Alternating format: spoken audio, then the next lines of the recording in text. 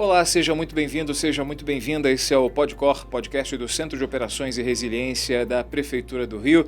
Eu sou o Maurício Bastos e estou aqui no estúdio com esse super time de especialistas que trabalham diariamente aqui no Centro de Operações para tratar dos assuntos que dizem respeito à nossa cidade. A nossa cidade que nessa semana que termina agora viveu recordes de temperatura. Entramos pela primeira vez na história no calor 4, nos níveis de calor implementados pelo protocolo de calor da Prefeitura do Rio. Pela primeira vez, de forma inédita, a cidade apresentou índices de calor que ultrapassam os 40 graus na cidade. Enfim, a gente está com a palavra aqui dos especialistas e comigo o Marcos Belchior, chefe executivo do COR. Tudo bem, Belchior? Prazer estar aqui com você e com essas feras aqui que tratam do tema. Bom, temos aqui a Gislane Matheus, que é coordenadora de Vigilância em Saúde da Secretaria Municipal de Saúde aqui na Prefeitura do Rio, e a Raquel Franco, que é a meteorologista-chefe do sistema Alerta Rio. Tivemos, além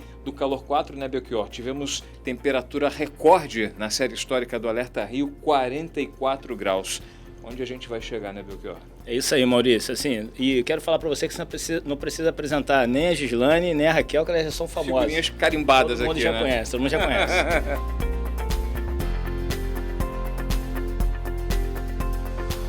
Então, Maurício, assim, a gente está vivendo consequências das mudanças climáticas, né? Antes de falar da cidade propriamente dito, dessa semana, é importante a gente mostrar para todos que nos assistem o que vem acontecendo no planeta, né? A gente está batendo recordes sucessivos, né, com relação ao planeta. Batemos o recorde de temperatura em 2023, batemos em 2024, no passado, com um recorde dentro do recorde, ultrapassamos a barreira de 1,5 graus de média, né? Isso medido desde a época do período pré-industrial, ou seja, o mundo está passando por uma transformação climática enorme. E essa semana a gente vem sofrendo isso literalmente na pele, né? A gente desenvolveu um protocolo de calor. Essa semana, como você falou, está batendo um recorde atrás de recorde, né? Então, a gente precisa preparar as cidades para esse momento. Assim, mas como tem muito assunto, não vou me estender muito não. Daqui a pouco a gente entra mais a fundo no tema. A gente pode primeiramente tentar entender como a gente chegou a esse ponto, né? Você falou que são esses extremos climáticos que a gente está vivendo pela forma como o ser humano vem tratando o nosso planeta, né? Como a gente vem tratando a nossa casa. Mas para tentar explicar um pouco para a gente, eu queria começar com a Raquel para falar sobre esse aumento tão grande de temperatura. Enfim, a gente no ano passado, né, em 2024, na apresentação do Plano Verão, a gente trouxe mais ou menos esse diagnóstico, né, esse raio-x de que a gente teria calor muito intenso. A expectativa ela meio que vem se cumprindo, né, Raquel?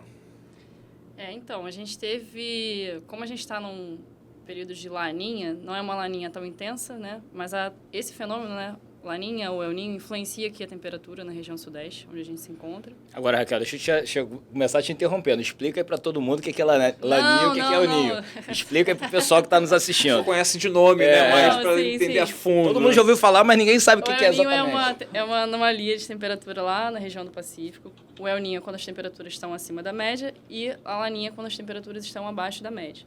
Quando a gente tem, em casos de El Niño, as temperaturas aqui ficam um pouco mais elevadas, um pouco acima da média. Quando é Laninha, é diferente. Então, a gente teve anos de 2020, 2021, 2022, com temperaturas abaixo da média aqui na cidade do Rio. A gente estava numa condição de uma Laninha forte e extensa, né? Se estendeu por esses 3 anos. E depois a gente entrou nesse El Niño de 2023, 2024, que foi foram meses recordes muito quentes. Batemos recordes de temperatura, em maio, inclusive. Tivemos temperaturas ali próximas aos 40 graus em maio, que nunca tinha acontecido. E a gente estava na expectativa desse período de laninha, mesmo ela sendo uma laninha fraca, a gente não ter temperaturas tão elevadas. Então, a gente não chegou a atingir os níveis mais recordes, né? A gente não atingiu o calor 5, né? Que foi o caso lá de novembro de 2023, que foi o show da Taylor, janeiro de 2024 e depois novamente em março de 2024. Então, foram 3 cenários extremos que a gente, se o protocolo existisse, teria atingido. Mas a gente está com muitos dias seguidos, né? Ficamos muitos dias seguidos no nível de calor 3, né? No calor 3, que a cidade do Rio já é muito quente, então a gente espera que o verão da cidade seja muito quente, então a gente pode atingir o nível 3 em alguns casos. Mas essa semana, ela foi realmente acima um calor acima do normal. Aliás, você lembrou de novembro de 23, né? Foi quando ocorreu o show da Taylor Swift no Engenhão e uma jovem morreu. Até então, o recorde de temperatura da série histórica do Alerta Rio tinha sido naquele momento, né? Isso, e 43,8. E aí, essa semana, na segunda-feira, atingiu 43,1 em Irajá e em Guaratiba foi 44. Então, superou o recorde de novembro de 23. Então, Maurício, pegando até o seu gancho aqui, e é bom a gente lembrar esse momento, lá em novembro de 2023, que foi o show da Taylor Swift, aquele cenário climático nunca tinha acontecido na cidade do Rio de Janeiro, até aquele momento. E como a Raquel bem disse aqui, novembro de 23 aconteceu, janeiro de 24 aconteceu, março de 24 aconteceu. Como a gente faz aqui na Prefeitura do Rio, o monitoramento constante, o prefeito Eduardo Paes imediatamente montou uma equipe multidisciplinar, montada pelo Centro de Operações, pela Secretaria Municipal de Saúde, pela Secretaria Municipal de Ambiente e Clima, para a construção de um protocolo, né? E esse protocolo é muito baseado em dados, não é isso, Gislane? Assim, a base utilizada, né, da Rede Municipal de Saúde foi extremamente importante na construção desse caminho, utilizando os melhores indicadores, utilizados no planeta. Então, sem querer roubar a sua função aqui... Deus, o chefe aqui é o Belchior. Nada, né? Então, sem querer roubar a sua função, assim, a Gislane pode explicar muito bem como a gente... Se utilizou desses dados para a construção desse protocolo. Aliás, eu falava antes da gente entrar antes da gente começar a gravação, a respeito a partir de agora a gente vai conseguir ter uma noção de como o calor impacta na vida do nosso carioca a partir do momento que a gente teve essa virada de chave, né, do calor 4. Como vão ser os atendimentos, as entradas, né, o registro de entrada nas unidades de saúde a partir desse novo momento que a gente está vivendo, né, Gislane? Exatamente, eu acho que tem alguns destaques. O primeiro deles é o que o Belchior estava falando. A cidade do Rio ela é a primeira cidade a ter um protocolo operacional de cidade para enfrentamento do calor extremo. Ela é uma cidade que já tinha um plano de desenvolvimento sustentável, então já estava pensando aí a médio, longo prazo essa questão, acho que isso é importante a gente dizer, mas a gente sabe que isso já é uma realidade, essa mudança a gente já sofre o impacto, então a gente também precisa de protocolos operacionais para a resiliência das cidades e dos cidadãos. Então, esse protocolo da cidade do Rio de Janeiro, ele tem muita ciência, sabe, Belchior, Maurício, abarcada nesse protocolo, que não tem a ver apenas com dados climáticos, mas é óbvio que os dados climáticos estão, mas é justamente essa junção de clima e saúde nesse protocolo, onde a gente vai ver esses índices de calor, né, temperatura e umidade, mas à luz também do risco para a saúde. Então, quando a gente vai falar de saúde, a gente sabe que o ambiente ele vai também influenciar na saúde humana, né? Não só humana, mas animal, enfim, tudo é uma só saúde. Sim. Então, esse protocolo, mesmo sendo um protocolo de calor, mas com o objetivo de proteção da saúde, eu acho que também é uma inovação, porque ele não vai olhar só a máxima, né, do índice de calor, mas ele vai ver também quanto tempo as pessoas vão estar submetidas àquele calor acima da temperatura corporal, acima do calor do corpo. Porque isso, quanto mais tempo a gente ficar, mais risco a gente tem para desfechos desfavoráveis de saúde, né, como insolação, desidratação, podendo chegar até a um golpe de calor, um estresse térmico, enfim, a um óbito por causas relacionadas a calor, ou descompensando uma hipertensão, uma diabetes também por conta do calor. Então, eu acho que isso é uma grande inovação da cidade do Rio de Janeiro, né? Esse protocolo que tem o objetivo de preservar vidas, proteger a saúde das pessoas, que tem muita ciência, vendo tanto a questão de dados de atendimentos de saúde, de mortalidade, e também os índices de calor, né, da cidade, porque a gente também tem um Alerta Rio, que tem uma série histórica que nos permitiu fazer essas análises, então acho que é uma inovação. Agora eu queria que o Belchior falasse, deixasse aqui o papel de host aqui do podcast e passasse a falar como um coordenador de trabalhos aqui, porque esse é o papel do COR nesse protocolo, né? Como você bem destacou, é um trabalho conjunto do Centro de Operações, da Secretaria de Saúde, da Secretaria de Ambiente e Clima, com a participação do Alerta Rio, fornecendo dados, fornecendo conteúdo para tomada de ações. Queria saber como o COR atua nessa situação. A gente tem aqui na sala de situação equipes de diversas pastas, de diversos órgãos, de diversas secretarias. Queria saber como o COR age nesse sentido, de integrar as ações para que o protocolo seja colocado em prática? Então, Maurício, os objetivos do COR já acontecem na própria nomenclatura, né? COR é Centro de Operações e Resiliência. A gente opera a cidade e constrói os planejamentos de resiliência urbana. E a gente só faz resiliência urbana com muita integração. É isso que a gente faz aqui no Centro de Operações 24 horas por dia. Tanto que aqui dentro a gente não tem somente órgãos da prefeitura.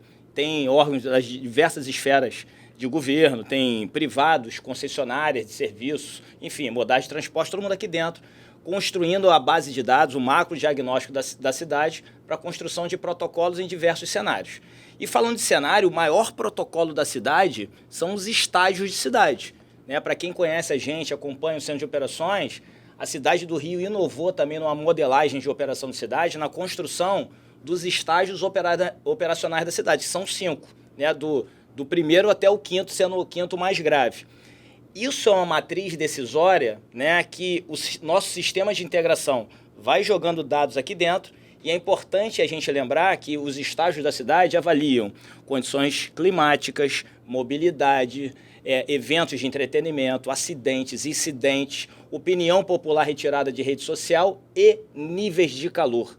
Ou seja, as mudanças climáticas são extremamente importantes. A gente sabe tudo que a gente vem sofrendo com relação a isso. Isso é tão importante que está nessa matriz decisória.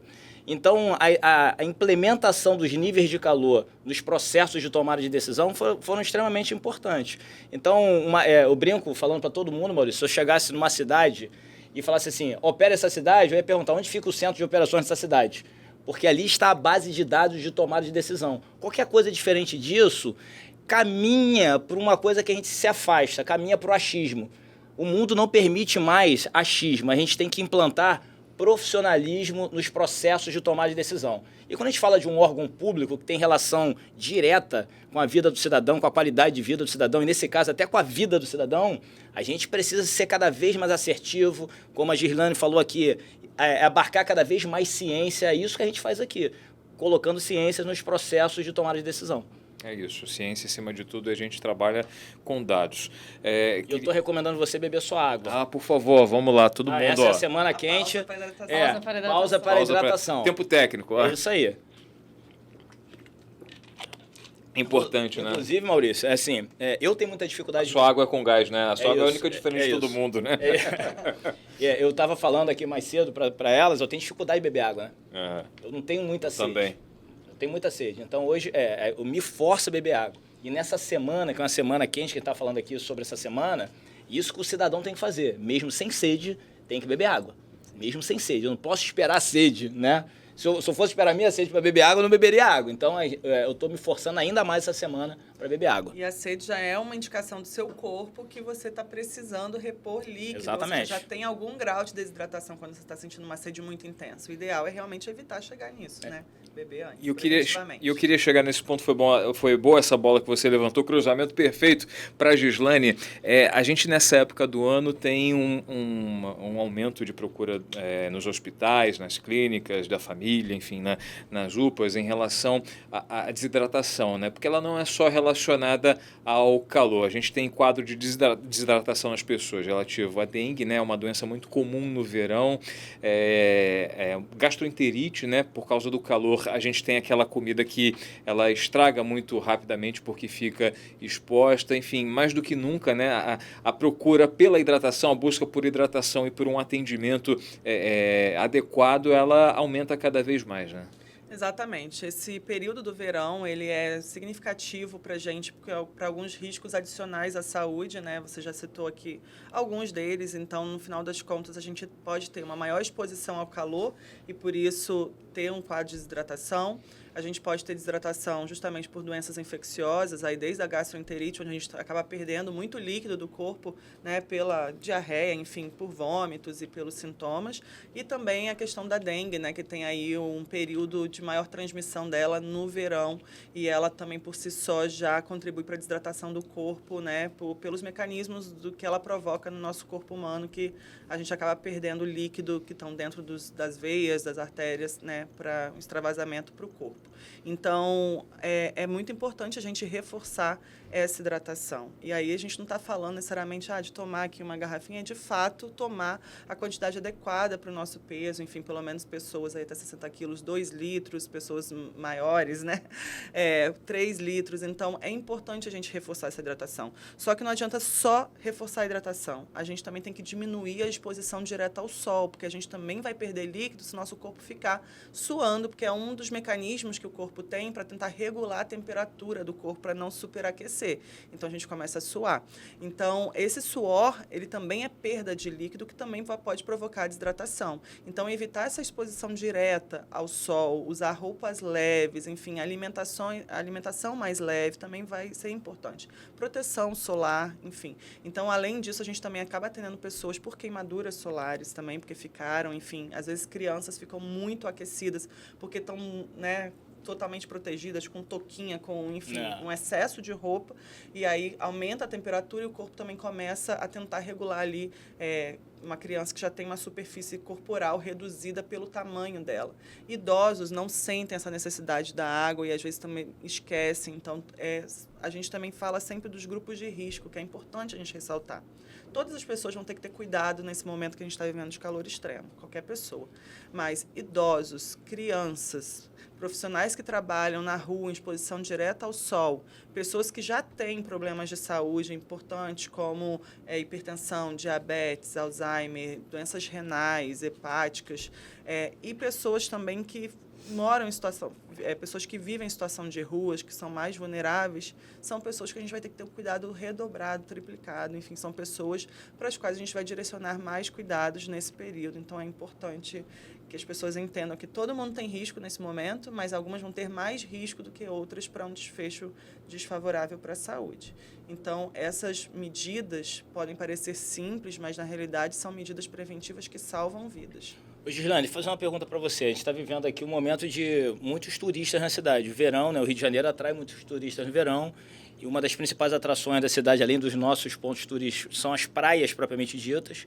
Quais são os melhores horários para a utilização da praia? O que você recomenda? A gente sempre pede para evitar não só a praia, quer que seja o que a gente vai fazer. Noite? Sim, sim. Vai para praia à noite? O período que a gente tem maior radiação solar. Porque está acontecendo muito aqui, né? O arpoador está lotado na madrugada. Ótimo. Até porque as noites estão ficando muito quentes. Exatamente. Exatamente. Esse horário de 10 da manhã até 4 da tarde são horários onde a gente tem um calor, os índices de calor e de raios, enfim, ultravioletas maior. Então, podendo evitar esse período, é ideal. Mas, às vezes, também a pessoa está na praia, Belchior, e não refresca o corpo. Fica embaixo da barraca, ali, super aquecendo, com um mar, dar um mergulho, resfriar. Resfriar o corpo, ele é importante, porque a gente ajuda o corpo a fazer esse trabalho de diminuir a temperatura nesse momento. Então, quem não está perto do mar, né?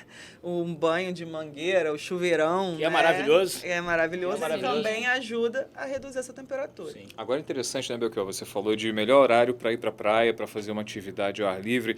A gente, nessa semana, está encontrando, né, uma série de iniciativas, até de instituições privadas, né? E o bom senso, acho que nesse momento tem que nortear, né, todas as decisões. A gente tem um protocolo, né, que ele trabalha com dados e também trabalha com o bom senso, e a gente tem encontrado iniciativas como, por exemplo, a Federação de Futebol do Rio de Janeiro, que decidiu suspender os jogos às 4, transferir para horários mais próximos da noite, né? A gente teve na semana anterior a Beija-Flor de Nilópolis cancelando o ensaio que faria na rua, o ensaio técnico que faria na orla de Copacabana. A gente já tem iniciativas de distribuição de água, né, por parte da SEDAI. Há uma tentativa também de convencer, né, concessionárias a promover essa...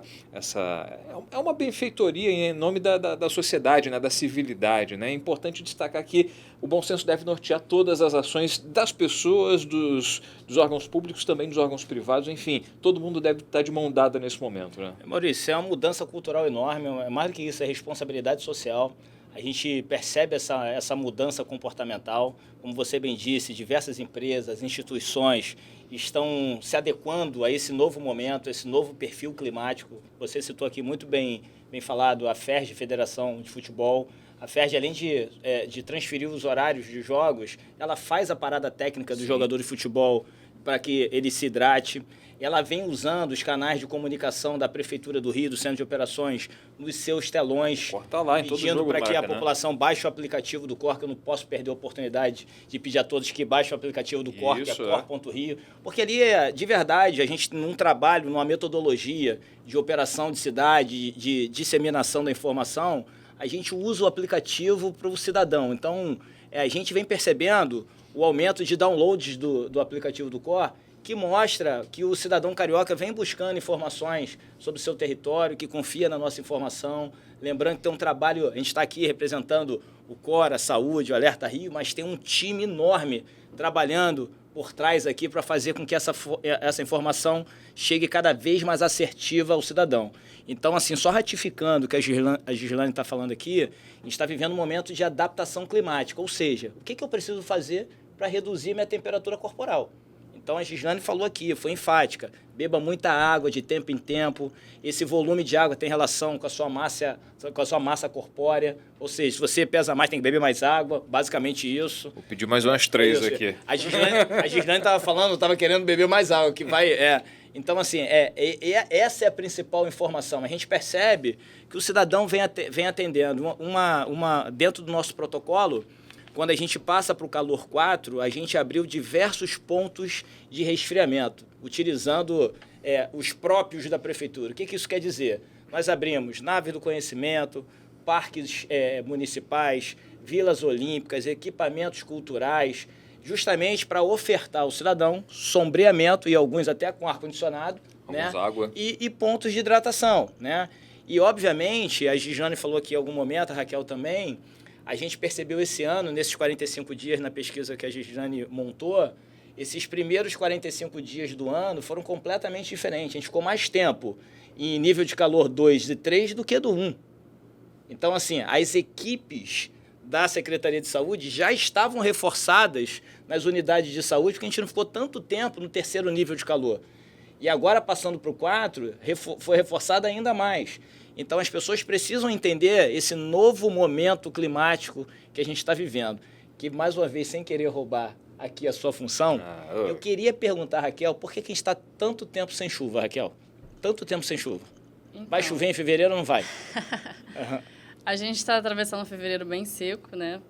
E a gente está com o que a gente chama de escoamento bloqueado, né? Um sistema que é uma alta pressão que ela se estende também para médios, altos níveis e forma um paredão. A gente não tem sistemas muito grandes como frentes frias conseguindo avançar em direção aqui. Então, isso reforça o calor, né? Às vezes também a umidade dá uma baixada e fica sem chuva por vários dias seguidos. É o que está acontecendo. Então, a gente está atravessando um fevereiro bem seco.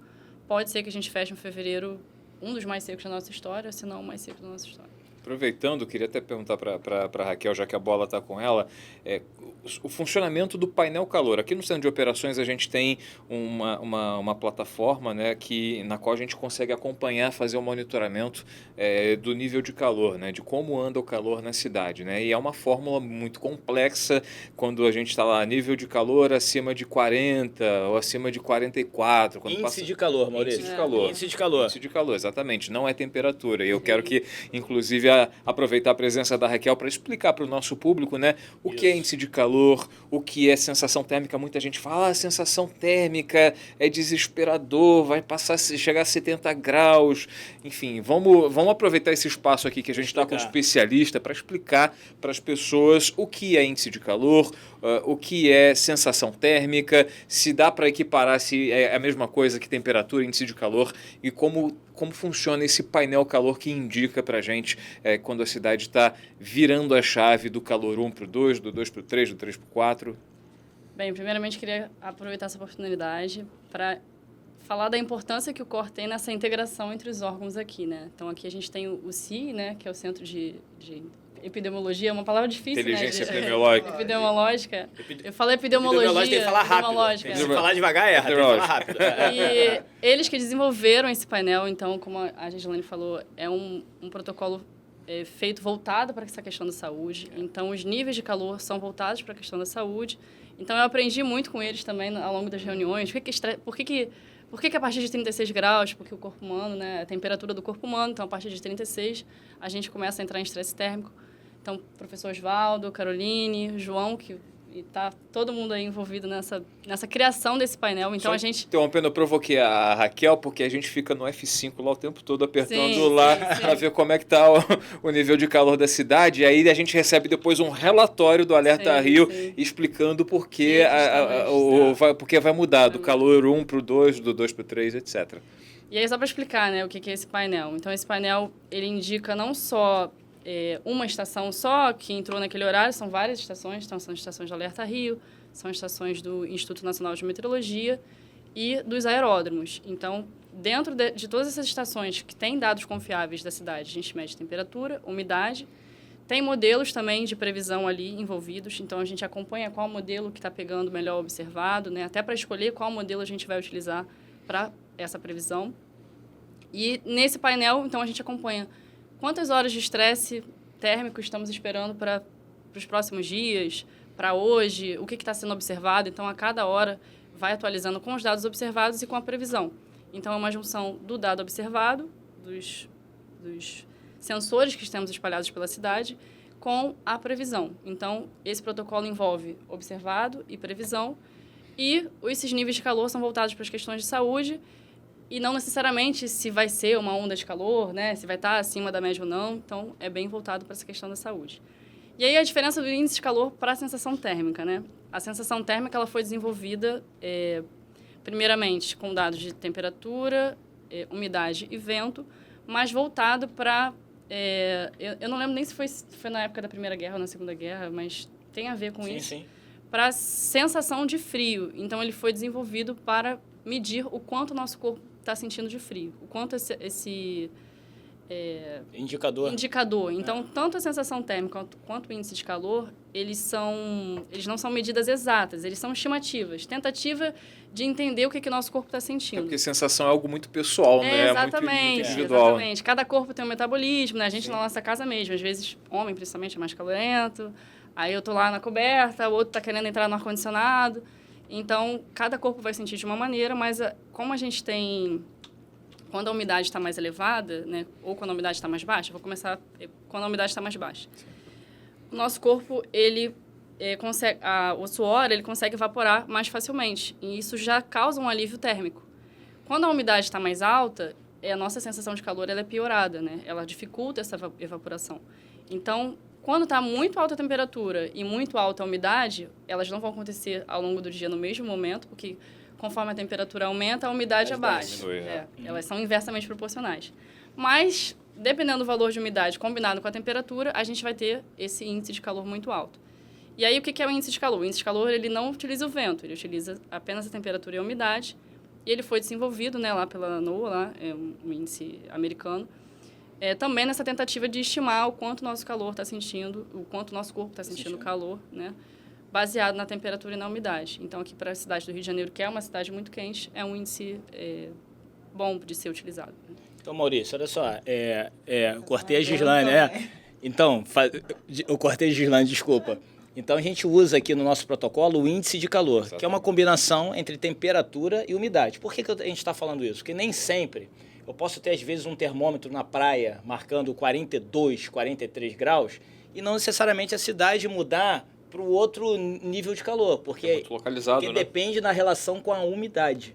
Então, a gente tem muitos sensoriamentos distribuídos na cidade, como a Raquel explicou, e a gente usa como indicador o índice de calor, não somente a temperatura. Gislane, te cortei. Não, eu acho que conversa um pouco com o que vocês estão falando. Eu queria só ressaltar assim, a importância da cidade do Rio de Janeiro ser uma cidade que investe em resiliência, né? Então, hoje também é possível a gente ter esse painel de calor com mais proximidade, regionalização, no sentido de observar o que está acontecendo, né, nas diferentes estações da cidade, porque também existem estações próprias da rede Alerta Rio para além das outras estações. Então, isso ajuda a gente a fazer esse escaneamento, né, dessa questão do calor na cidade, e isso também conversa muito com o que você estava falando antes. Assim, não vou fazer a propaganda do aplicativo que você já fez, porém, a gente sabe que as questões de saúde mental nesse momento de mudanças climáticas também são importantes. E a gente vê muito ou negacionismo climático ou também um grande alarmismo. intencional muitas vezes, né? São as duas pontas que são a gente dois tenta- extremos. Sensacionalismo E isso demais. tem prejuízo também para a saúde mental. Então, quanto mais informação e esclarecimento a população tem por fontes oficiais como o COR, melhor ela consegue se proteger e avaliar, inclusive, saber o risco que está naquele momento. Então, é sempre importante que a gente compartilhe informações oficiais, cheque fontes de informação, para que a gente possa estar cada vez mais esclarecido e tomando os melhores cuidados, as melhores decisões. É importante até a presença da Gislaine e da Raquel aqui para explicar para a gente.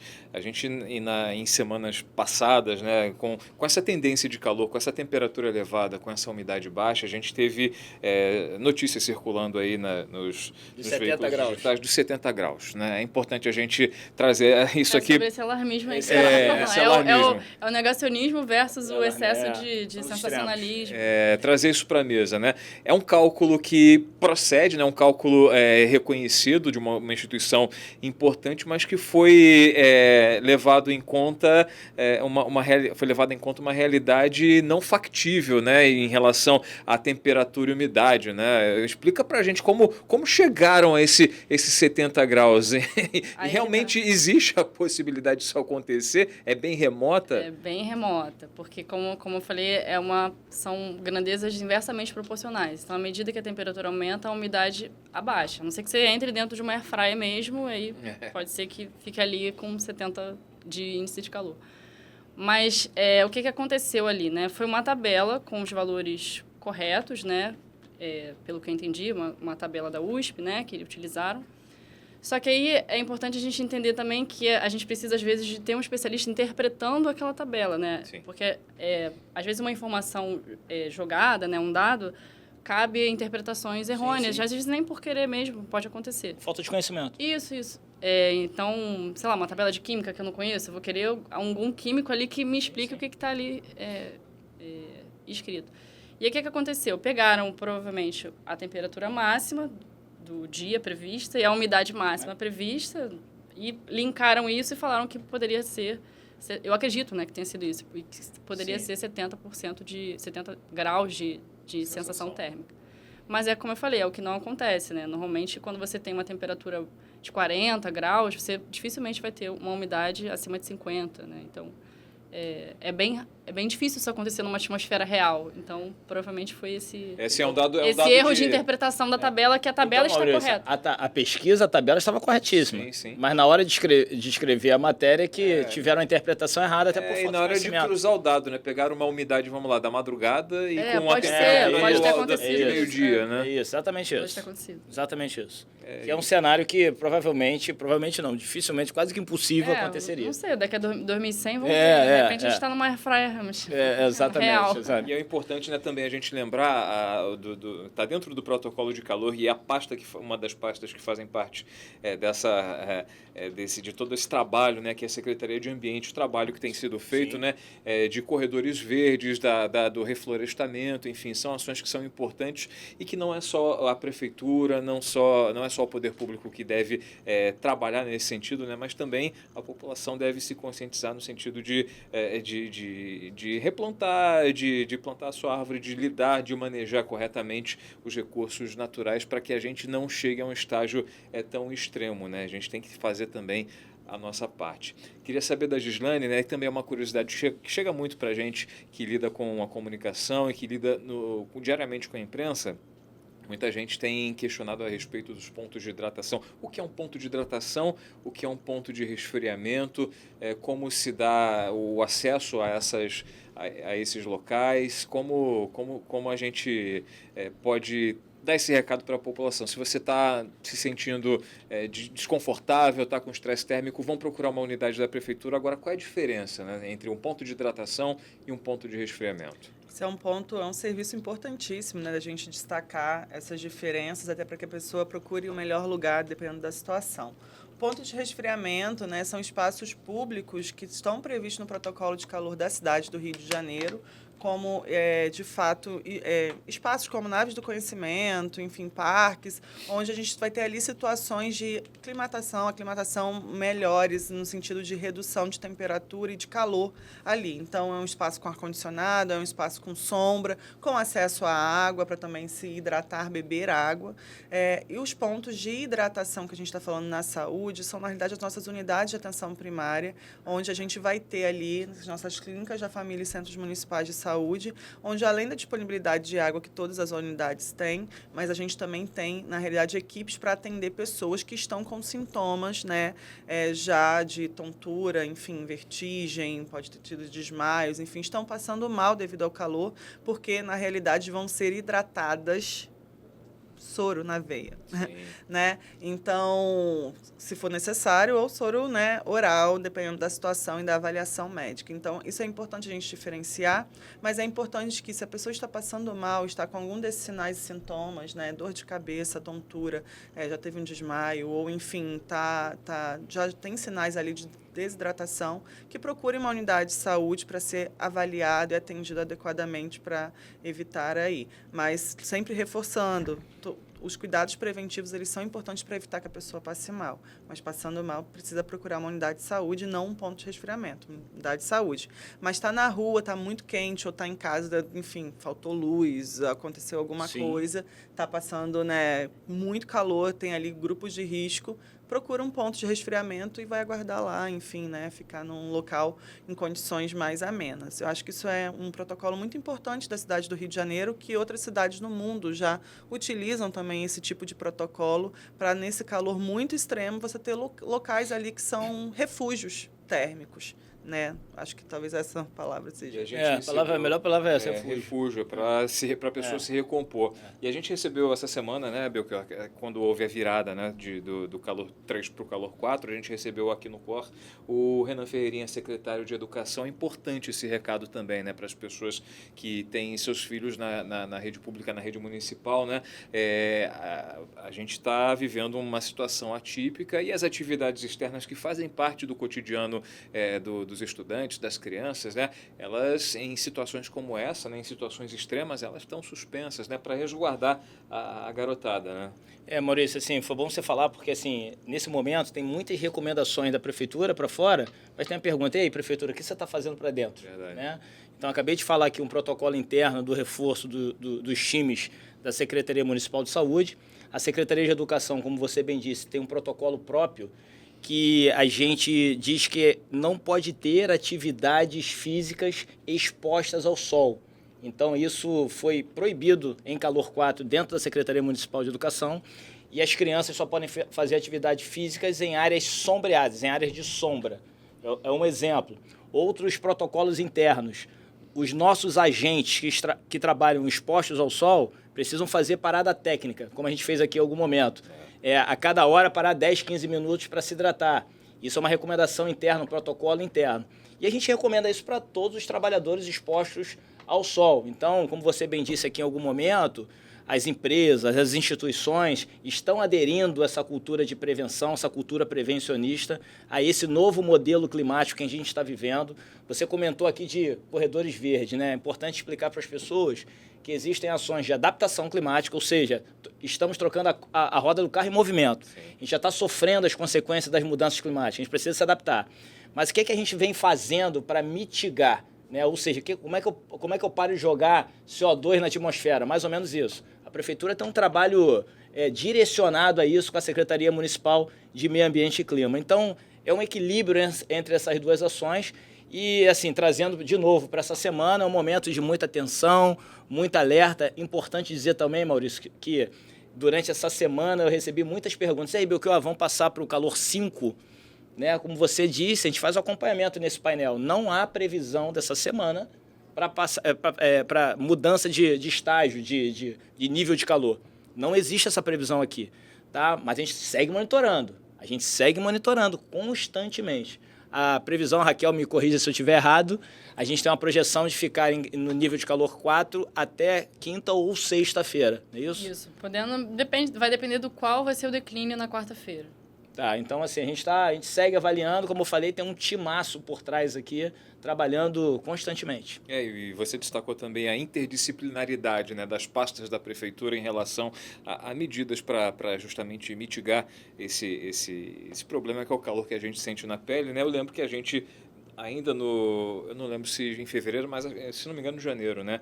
O decreto do prefeito Eduardo Paes permitindo que nas repartições públicas as pessoas acessem utilizando bermuda, Claro. enfim, para dar um conforto para as pessoas, para que elas não trabalhem, enfim, com calça. Aqui no Cora a gente trabalha de calça, a gente trabalha até de casaco, porque o ar-condicionado aqui é bem forte em função dos equipamentos que a gente tem para preservar.